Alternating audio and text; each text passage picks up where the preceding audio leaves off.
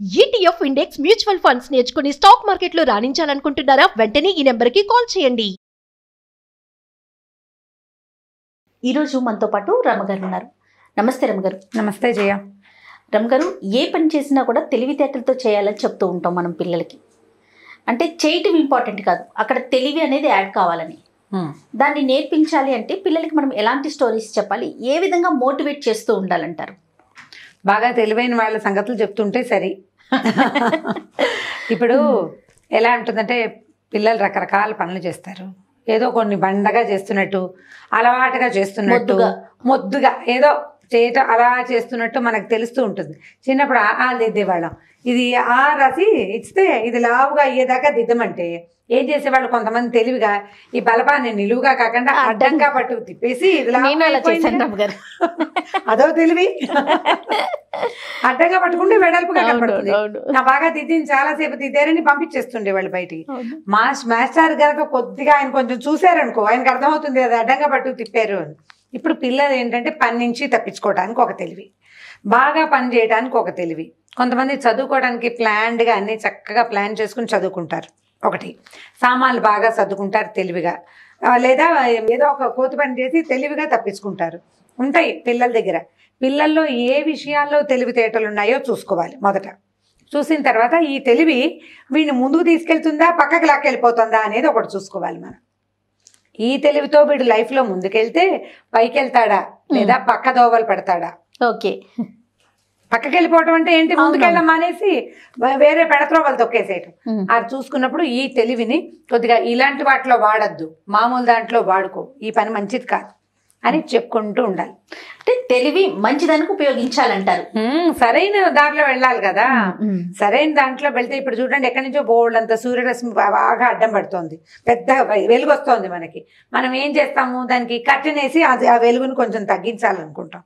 పిల్లాడు ఏం చేస్తాడు, కొంతమంది పిల్లలు తెలివిగా దానికి చిల్లు పెట్టి వాడికి కావాల్సిన చోట వెలుతురు పడేలాగా చేసుకుంటారు. అవునండి, పిల్లలు చేస్తారు ఆ పని. కట్టెను కొంచెం పక్కకి తీస్తే ఓ పక్కన వెలుగు లోపలికి పడుతుంటుంది. సన్న హోల్ చేశారనుకో, సూర్యరశ్మి ఇట్లా హోల్లో నుంచి పడి దారగా పడుతుంది, ఇంట్రెస్టింగ్ గా ఉంటుంది. అవన్నీ తెలివితేటలు. అలాంటివి చూసుకోవాలి, ప్రతి తల్లి చూడాల్సిందే.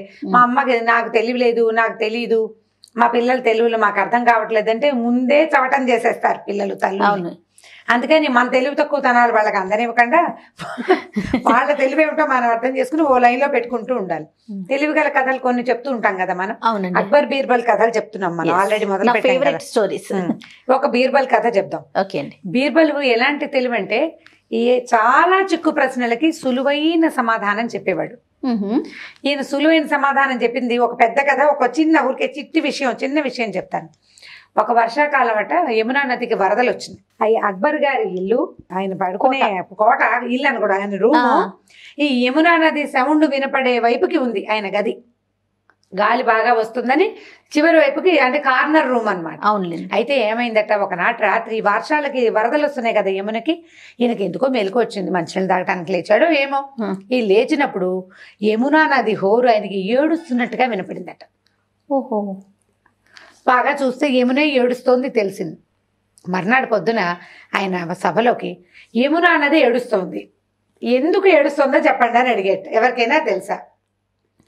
యమునా నది ఏడవటం ఏమిటి, ఆవిడ మనిషి కాదు, నది ఏడవటం ఏమిటి, నది హోరు అది అనేసరికల్లా అందరూ మొహమొహాలు చూసుకున్నారు. అక్బర్ చాలా చింతాక్రాంతులైపోయి, మన దేశంలో ఒక నది మన రాజ్యంలో మన పక్కనే ప్రవహిస్తుంది, స్త్రీ, నది అంటే స్త్రీ కదా, ఆమె ఏడుస్తుంటే ఆమెకి ఏమీ సమాధానం చెప్పలేకపోతున్నాం మనం, నాకు చాలా దిగులుగా ఉంది, రాత్రి నుంచి నాకు నిద్ర పట్టలేదు అన్నట్టు. భలే ఓడండి అక్బరు. ఇప్పుడు పాదుషా జహాపానాలకి పెద్ద పెద్ద కింగులకి ఇలాంటి ఆలోచనలు వస్తే మిగిలిన ప్రపంచం అంతా ఏమైపోతుంది, ఆయన ఎంతసేపు ఆవిడ ఏడుస్తుందని దాని గురించి ఆలోచిస్తే రాజకార్యాలు ఎవరు చేస్తారు? వెంటనే బీర్బల్ లేచన్నట్ట, అదేమిటి మహాప్రభు, పాపం యమునా నది పుట్టింటి నుంచి అత్తారింటికి వెళ్తోంది, హిమాలయాల మీద నుంచి కిందకొచ్చి ఏం చేస్తుంది, సముద్రుడి వైపుకి వెళ్తుంది. సముద్రుడే నదులకి భర్త. అవును, ఈ పుట్టిల్లు వదిలి అత్తారింటికి వెళ్ళేటప్పుడు ఆడపిల్లలు ఏడవడం సహజం కాదుటండి. మన అమ్మాయి అయినా ఏడుస్తుంది, అందుకని ఏడుస్తుంది. ఓ పాపం, అవును నిజం. ఒక దెబ్బతో అయిపోయింది అనమాట, ఒకే ఒక సెంటెన్స్ తో ఆయనకి రాత్రి నుంచి ఉన్న చింత ఇది సహజమైన సంగతి అన్న మాటతోటి తేలిపోయింది. అంత తెలివి బీర్బల్కి. సూపర్, బాగుంది కదా, ఎక్సలెంట్. పెద్ద కథ చెప్తాను చూడండి. రైట్. ఒకసారి ఎండాకాలం బాగా ముదిరింది మనకి. ఇప్పుడు ఈ ఢిల్లీ అటువైపు చలి ఎంత విపరీతంగా ఉంటుందో, ఎండలు అంత విపరీతంగా ఉంటాయి. మేము ఎప్పుడో 25-30 ఏళ్ళ నాడు మంచి ఎండాకాలం వెళ్ళాం. మంచినీళ్ళు తాగి గ్లాస్ అక్కడ పెట్టేసరికి మళ్ళీ దాహం వేస్తుంది జయ. అంత వేడి కాలిపోతూ ఉంటుంది. ఈ చెరుకు రసాలు తాగిన వాళ్ళని తాగినట్టే ఉన్నాం మేము. ఇక తిండి లేదు, నీళ్ళే. చలి అలాగే చలి కూడా మైనస్ లోకి వెళ్ళిపోతుంది. ఎండలు ఉన్నప్పుడు ఏమవుతుందంటే ఢిల్లీ నగరం అంతా ఈ నూతుల్లో నీళ్ళన్నీ ఎండిపోయేవిట, అడుక్కిపోయేవి, బాగా కిందకి వెళ్ళిపోయేవి.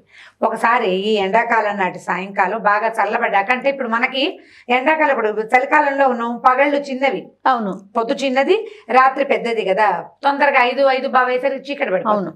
ఎండాకాలం పావు తక్కువ 7 అయినా వెలుగుగానే ఉంటుంది. మనం వాకింగ్కి వెళ్ళడానికి మామూలుగా ఈ రోజుల్లో 5ంటికి వెళ్తే చలేసే టైంకి ఇల్లు చేరుతాం. అదే ఎండాకాలం వాకింగ్ 5ంటికి వెళ్ళామంటే మాడి చచ్చిపోతాం, వడగొట్టేస్తుంది, వెళ్ళకూడదు. బాగా 6:30 అలా 7కి వెళ్తే బాగుంటుంది. ఈయన సాయంకాలం ఏం చేసి వెళ్తాం, ఎండాకాలంలో యమునా నది తీరానికి వ్యాఖ్యాళ్ళకి వెళ్ళి నదీ తీరంలో వ్యాఖ్యాళ్ళకి వెళ్తే సాయంకాలం నడిసి కొంచెం చల్లగాలి తిరిగి కొంచెం హాయిగా ఉంటుంది. అయితే వీళ్ళు ఏమనుకున్నారంటే, అక్బరు ఆయన తాలూకు 2-3 మంత్రులు, ఒకళ్ళిద్దరు వెనకాల అంగరక్షకులు వాళ్ళు ఉంటారు కదా, ఊళ్ళో ఎక్కడెక్కడ బావుల్లో నీళ్లున్నాయి, ఎక్కడెక్కడ బావుల్లో నీళ్లు లేవు, ఏ ప్రాంతపు జనానికి నీళ్ళు అందించాలి అనేది చూసుకోవాలి కదా, దానికోసమని వెళ్ళారు. ఏవో కొన్ని చోట్ల చూశారు.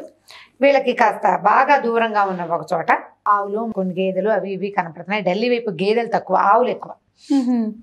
కోసాలు ఉంది, ఏవో 1-3 కనపడుతుంది. ఓ 10-15 ఇళ్ళు ఉన్నాయి. ఇక్కడ పెద్ద నుయ్యి ఉంది. ఉండేసరికల్లా అన్ని నూతుల దగ్గరికి వెళ్ళి వంగి చూస్తున్నారు. మామూలుగా ఈ నూతులు అవి చూసేటప్పుడు మనుషులకు ఒక రకమైన సరదా వస్తుంది. అవును, ప్రతి వాళ్ళకి. మనమైనా అంతే. ఓ చెరువు దగ్గరికి వెళ్ళామనుకో, కింద నుంచి ఒక మట్టిపేట తీసి చెరువులో విసురుతాం, అదొక సరదాగా ఉంటుంది. లోపల ఆ చిన్నపిల్లల తాలూకు ఉత్సాహం ఒకటి ఉంటుంది అనమాట. ప్రతి మనిషిలోనూ ఒక పసివాడు ఉంటాడు. ఈ పసివాడితనంతో వీళ్ళు ఏం చేశారు, ఈ నుయ్యి దాకా పోయారు, నూతులోకి వంగి చూశారు. లోతుగా కనిపిస్తుంది, అడుగు కనపడిపోతుంటే బీర్బల్ ఏం చేశాట, ఓ గులకరాయి కింద నుంచి తీసి వేసి ఇలా వేసాడు, జార విడిచాడు, తంగుమని లోపల పడేసరికల్లా అందరూ నవ్వారు. బీర్బల్ చిన్నపిల్లాడు అయిపోయాడని. అలా కాదు, మనం వేసిన వస్తువు వేసినట్టుగా కనపడుతోంది, ఇప్పుడు ఏం వేసినా ఇందులో నుంచి తీసుకోవచ్చు, నూతులో ఏం పడినా తీసుకోవచ్చు. వర్షాకాలం అయితే ఏమవుతుంది, నూతులో ఏదైనా పడితే తీయలేము. అవునండి, నీళ్ళ నుంచి తీయడం కష్టం కదా అనేసరికల్లా ఈయన ఏం చేశాడు, అక్బరు వేలుకున్న వజ్రపు ఉంగరం తీసి ఓ రాయికి ఇంకో రాయి తోడు అని టిక్కుమని వేశాడు. ఒక ధ్యాస కంటే సరదాకి చేసేసాక వీళ్ళ అయ్యో ఉంగరం పడేస్తున్నారన్నారు. అప్పటికే ఉంగరం కాస్త కిందకి వెళ్ళిపోయింది. బీర్బల్ వేసిన రాయి పక్కనే ఈ ఉంగరం కూర్చుంది. మామూలుగా జహాపన అంటే ఆయన చిన్న పర్సనాలిటీగా చాలా పెద్ద భారీకాయుడు. ఓ 1.5 తులం ఉంగరం అయితే కానీ ఆయన వేలికి చాలదు. ఉంగరం పెద్దది, ఒంటిరాతి డైమండ్ ఉంగరం, లావుపాటి వజ్రం కనపడుతోంది, పైనుంచి మెరుస్తోంది. అందరూ హాహాకారాలు చేశారు. అయ్యో అదేమిటి ఇలా పడేసుకున్నారు అన్నారు. అనేసరికల్లా ఏమైంది, అక్బర్ గారికి ఏం చేయాలో తెలియలే. తీయిద్దాం అనుకున్నారు. ఎవరైనా నూతులోకి దిగే వాళ్ళని పిలవండోయ్ అన్నాడు. ఒకళ్ళిద్దరు అటు ఇటు వెళ్ళేసరికి ఈ అక్బర్కి ఒక ఐడియా వచ్చింది. దిక్కండా ఎవరైనా ఈ ఉంగరం తీయగలరా అని అడిగాడు. అడిగేసరికల్లా బీర్బల్ కొద్దిగా ఆలోచించి తీయచ్చు ప్రభు అన్నాడు. తీయచ్చు అన్నాడు. అనేసరికల్లా ఈ చుట్టుపక్కల వాళ్ళందరికీ కొంచెం బీర్బల్ అంటే మంట. ఎంతసేపు ఈయన జహాపనాకి నచ్చే మాటలే మాట్లాడతాడని. ఎలా తీస్తాం ప్రభు, మనని పంపేసి బీర్బల్ గారు ఎవరినైనా దింపి తీయించేస్తాడు, ఆయన తెలివి. ఇప్పుడు నూతులో నీళ్లు ఉన్నాయి అనుకో, ఏ బొక్కనో వేసి లాగుతారు అనుకోవచ్చు, నీళ్లు లేవు, ఎలా తీస్తారు? ఉంగరం ఏమో ఇంత వస్తువు, ఎంత ఉంటుంది ఉంగరం, అది వజ్రం లావుపాటిదైనా ఉంగరం కాస్త 1.5 తులం అంత వస్తువు కాదు కదా, ఇంత వస్తువు, అది ఎట్లా తీస్తారు? పైగా ఇనపదనుకో ఏ అయస్కాంతమో వేయచ్చు, బంగారపదానికి అయస్కాంతం పనిచేయదు కదా, పట్టదు కదా. ఇక్కడ బీర్బల్ గారు తెలివితేటలు ఎలా వాడతాడో మరి, మన పంపించి చల్లగా ఆయన ఎవరినైనా దింపుతాడు అనేసరికల్లా అక్బర్ అన్నాడు, బీర్బల్ నిజం చెప్పు, నువ్వు చేయగలవా అంటే, చెయ్యొచ్చు ప్రభు, అదేం పెద్ద కష్టం కాదు, మనిషి దిక్కండానే ఇందులో నుంచి ఈ వస్తువుని తీయచ్చు అన్నాడు. అనేసరికల్లా అక్బర్ అన్నాడు, సరే రేపు సాయంత్రానికి మళ్ళీ వస్తాం మేము, దీన్ని ఎట్లా తీస్తాము, 1. నెంబర్ 2, ఇక్కడ 2 కాపలా ఉండండి, ఎవరు ఈ ఇందులోకి దిక్కండా చూసుకోండి, ఎవరైనా దిగి వజ్రపు ఉంగరం కొట్టేయచ్చు, మొదటిది. బీర్బలే ఎవరినైనా దింపి దొంగతనంగా ఈ ఉంగరం తీసి నేనే తీసాయని చెప్పచ్చు. మిగిలిన వాళ్ళకి నమ్మకం కుదరాలి కదా, నాకు బీర్బల్ అంటే నమ్మకమే, బీర్బల్ నేను నమ్ముతా. అతను అఘటన సమర్థుడు, అంటే ఎప్పుడూ జరగని విషయాన్ని కూడా చెయ్యగలిగినంత సమర్థుడు, నేను నమ్ముతాను. కానీ మిగిలిన ప్రజలంతా నమ్మాలి కదా, ఈ చుట్టుపక్కల ఉన్న జనమంతా అని చెప్పేసి సరే ఇది తీసే పని చూసుకోబోయి నువ్వని వెళ్ళిపోయాడు. ఈయన ఏం చేశాడు, కాస్త అటు ఇటు చూశాడు. ఈ బీర్బల్ గారు బాగా ఆలోచించి అక్కడ ఒక గోశాల ఉందని చెప్పుకున్నాం కదా ముందే, ఆ గోశాల దగ్గరికి వెళ్ళాడు. అక్కడ ఒక ఆవిడ కునుకు పట్టుబడుతూ కూర్చుంది. కాస్త చల్లబడింది కదా, అప్పుడే 6:30 అయ్యింది, వెలుగ్గానే ఉంది, కాస్త కొద్దిగా చల్లగాలి తిరుగుతుంది, నిద్రపడుతుంది ఆవిడకి. ఏమన్నాడు, ఒక పేడకడి కావాలి అని అడిగాడు. దానికి ఏం భాగ్యం నాయన, ఒక కడి పేడకేముంది, తీసుకో, బోళ్ళ నావులు అన్నీ మనమే, నీకంటేనా అంది. అనేసరికి ఈయన ఏం చేశాడు, అక్కడి నుంచి ఇంత ఆవు పేడని ఎత్తుకున్నాడు చేతితోటి. తను ఇట్లా ఎగరేస్తూ బాల్ లాగా చేసుకున్నాడు. తీసుకొచ్చాడు, ఆ నూతులోకి గురి చూసి విసిరాడు. కరెక్ట్గా విసిరితే ఈ పేడ కరెక్ట్గా ఎక్కడ పడింది, ఉంగరం మీద పడింది. ఉంగరం మీద పడేసరికల్లా ఇక ఇప్పుడు ఉంగరం కనపడ, అంతకుముందు ఉంగరం మెరుస్తోంది, కొద్దిగా నీరెండు ఉంటుంది 6:6 ఇంకా ఎండ ఉంటుంది, మిలమిల్లాడుతోంది వజ్రం. ఈ పేడ వెళ్ళి దాని మీద కూర్చోగానే ఏమైంది, ఇంకా ఉంగరం కనపడలే, అంటే కరెక్ట్గా ఉంగరం మీద పడింది అనమాట. అక్కడి నుంచి ఏం చేశాడు, ఆయనకి నడుముకి ఓ ఉత్తరీయం ఉంటుంది, మామూలుగా నడుముకి కట్టుకుంటారు కదా దట్టిలాగా, దట్టి ఊడదీసి ఒక 5-6 పీలికలుగా చింపేశాడు. దాన్ని ఒకదానికొకటి గట్టిగా ముడేసి ఒక పొడుగాటి తాడు తయారు చేసుకున్నాడు. ఒక పెద్ద రాయిని, గులకరాయిని తీసి దాన్ని కట్టి దాన్ని తీసుకెళ్ళి ఏం చేశాడు, ఈ తాడు సహాయంతో ఆ పేడకడి మీద పడేలాగా పడేశాడు. పడేసి ఈ తాడు కోసని అక్కడ చెట్టు కట్టేశాడు. అరే ఈ తాడు ఎవరు ముట్టుకోవద్దు, నూతులోకి ఎవరు దిక్కంగా చూసుకోమని చెప్పారు కదా జహాపన, చూసుకోండిరా నాయన అని చెప్పాడు. వెళ్ళిపోయాడు ఇంటికి. తెల్లారి యథాప్రకారం సూర్యోదయం అయింది. కర్రలాడిపోతుంది ఎండ, బాగా ఎండ కాసింది ఆ రోజు. సాయంకాలం 5:30, 5:30కి జనాభా అంతా చేరారు. మరి తీస్తాడు కదా బీర్బల్ దిక్కండా, బీర్బల్ గారు కూడా వచ్చాడు. ఆయన ఏం చేశాడు, తాడు కట్టాడు కదా, ఈ తాడుని పట్టుకుని లాగా పైకి లాగేశాడు. లాగేస్తే తాడు చివరి ఏం కట్టాడు, రాయి వెళ్ళి దేని మీద పడింది, పేడకడి మీద పడింది. పేడకడి వెళ్ళి దేని మీద పడింది, ఉంగరం మీద పడింది. ఉంగరం పేడకడికి అతుక్కుపోయి మర్నాటి పొద్దుటి ఎండకి ఎండిపోయింది. ఈ రాయి కూడా పేడకడిలోనే ఉంది. పేడకడి అంటే ఇంత ఉండదు. ఈయన ఏం చేశాడు, బాగా ఇంత ఉండ తెచ్చాడా. ఇప్పుడు ఈ కింద నుంచి ఉంగరం అతుక్కుంది, పైనుంచి రాయి ఎత్తుకుంది. ఇలా లాగితే తొందరగా వచ్చి ఊడిపోతుంది. అలాగా లాక్కుంటూ వచ్చాడు. ఏం కష్టపడలా, తేలిగ్గా ఈ రాయికి అంటుకున్న పిడకలాగా ఉన్న ఆవు పేడ, దానికి అతుక్కున్న వజ్రము వచ్చింది. బయటికి రాగానే దట్టి పెట్టి తుడిచేసి రాజుగారి చేతిలో పెట్టాడు. ఇదిగోండి ఉంగరం. సబాష్. జనాలంతా వీడు దుంపదేగా, వీడిని ఎక్కడ పెట్టినా సరే వీడు ఇలాగే చేస్తాడు. ఆవు పేడ కడితోటి పని చేశాడు, ఉంగరం తీసేశాడు. వీడు తెలివని జనం అంతా మెచ్చుకున్నారు బాగా. ఏం చెప్పాడంటే బీర్బల్, ప్రతి సమస్యకి ఖచ్చితమైన విరుగుడు ఉంటుంది. ఈ సమస్యని ఎదుర్కొనే వ్యక్తి ఎవడైతే ఎదుర్కొంటాడో వాడు కూల్గా ఉండాలి. హైరాణ పడ్డాడా వాడికి ఏం తట్టదు. హేస్టీగా యాక్ట్ చేస్తే ఏమి చేయలేకపోతాం. నిదానంగా కూల్గా ఆలోచిస్తే బోల్డ్ అనే ఐడియాలు తడతాయి. ఒక సమస్యకి 10 సమాధానాలు కూడా కనిపిస్తాయి. మన జీవితంలో కూడా అంతే. సమాధానం లేని సమస్య అంటూ ఉండదు. ఇట్నుంచి నరకు లేకపోతే అట్నుంచి నరకు రావాలి. ఇట్నుంచి తీయలేకపోయావు నువ్వు, అట్నుంచి తీసుకురా.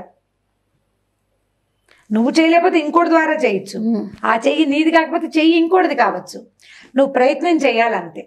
ప్రధానంగా నీకు కావాల్సింది ఏంటి, ప్రయత్నం. కూల్ మైండ్ సెట్ విత్ ప్రయత్నం. మైండ్ సెట్ కనుక హైరాణ పడకపోయావా ఈజీగా ఐడియాస్ వస్తాయి. కాబట్టి కంగారు పడకూడదు. జహాపన తలదీస్తారని భయపడితే వీడికి ఏం ఐడియాలు రావు. బీర్బల్ కాదు, అక్కడ ఇంకో మహాబలుడు ఉన్నారు, రావు. కూల్గా ఉండాలి. ఎంత కూల్గా ఉంటే జీవితం అంత సింపుల్గా ఉంటుంది, అంత తొందరగా సమస్యలు తీరుతాయి. కాబట్టి ఈ ప్లాన్ అప్లై చేసుకోండి. ఇందులో తెలివి ఉంది, సమయస్ఫూర్తి ఉంది. అవును రామ్ గారు, ఆ టైంకి తట్టాలి కదా, ఈ ఐడియా తట్టాలంటే బ్రెయిన్ని ఏం చేయాలి, షార్ప్ చేయాలి, కూల్గా ఉంచాలి. 2 ఆడవాళ్ళకు కూడా ఇదే అవసరం. ఖచ్చితంగా మనకు బోళ్ళు వస్తాయి సమస్యలు, బయటపడాలి. సమస్య వచ్చినప్పుడు కదా అది మనం ఆలోచించగలిగా. అది అయిపోయాకో లేకపోతే సమస్య లేనప్పుడు అలా చేస్తే బాగుండేది, ఇలా చేస్తే బాగుండేది, నేను ఇలా అంటే బాగుండేది, ఈ సమాధానం ఇలా చెప్తే బాగుండేది కాదు. అప్పటికప్పుడు చేయాలంటే నువ్వు ఎంతసేపు ఫోన్లో ఉండి ఎప్పుడు కాలక్షేపం చేస్తూ గప్పాలు కొట్టుకుంటూ పిచ్చి కబుర్లు చెప్పుకుంటూ పని పాట లేకుండా ఉంటే బ్రెయిన్ షార్ప్గా ఉండదు. నువ్వు ఇన్ టైం పడుకుని అంటే ఇప్పుడు కరెక్ట్గా టైం చెప్పాలి చేయాలి. 9:30 ఇది నీకు పరీక్ష 10:30 కనీసం 9:30 అయితే మరి మంచి చిన్నపిల్లల టైము పెద్దవాళ్ళ టైం కాదు. 9:30కి ఇంట్లో ఆడాళ్ళు ఎవరికి పనులు పడుకోలేరు, కష్టం. 10:30 అయితే ఓకే, నీకు మెమరీ పని చేసి పెడతారు కాబట్టి తెలియట్లేదు బహుశా. మా కుదరవు 9:30 రమ్మగారు. మీరైతే 9:30, మాదైతే 10:30. 10:30కి పడుకున్నా 5:30, 6 o'clock నిద్రలేచేయటం. ఆదివారం కదా అని 10ంటికి లేస్తాను అనొద్దు, ఎర్లీగా లేవటం. నియమబద్ధమైన జీవితం, కరెక్ట్గా ఈ టైంకి. ఇవాళ సెలవు కదా, ఇవాళ పండగ కదా, ఇవాళ అది కదా ఇది కదా అని స్నానాలు పూజలు భోజనాలు టిఫిన్లు అన్ని వాయిదాలు వేయటం చేయొద్దు. ఇన్ టైం చేయండి, ఇంటాక్ట్గా చేయండి. దానివల్ల మీ మీద మీకు కంట్రోల్ ఉంటుంది. కరెక్ట్గా చేయాలి. ఈ కరెక్ట్గా చేసినప్పుడే షార్ప్గా ఉంటారు. ఎలా పడితే అలాగా, ఏది ఎలా ఉంటే అలాగా, ఇవాళ రోజు ఎలా ఉంటే నా పని అలా ఉంటుంది అన్నావా, నీకేముంది షార్ప్నెస్, బద్ధకిష్టుతనం ఉంటుంది. బద్ధకిష్టులు షార్ప్గా ఉండలేరు. బద్ధకాన్ని వెడనాడండి అమ్మా, బద్ధకాన్ని పారద్రోలండి మీ దగ్గర ఉంటే. పిల్లల తల్లులకి అసలు బద్ధకం పనికిరాదు, ఎందుకంటే మీ పిల్లలకి క్యారీ అయిపోతుంది అది. అవును, మీ తెలివి క్యారీ అవుతుంది, బద్ధకం అది కూడా క్యారీ అవుతుంది న్యాచురల్లీ. అది పోయి అదొకటి వచ్చి ఇది రాకుండా ఉంటుంది ఏమిటి, ఇది కూడా వస్తుంది. కాబట్టి జాగ్రత్త పడండి, be sharp. Exactly. Thank you so much Ramma గారు. ఓకే, క్షణం నుంచి మేమంతా షార్ప్గా ఉంటాం. ట్రై చేయండి. రైట్ అండి, ఇంకొక వీడియోతో మళ్ళీ కలుద్దాం. తప్పకుండా చేయండి.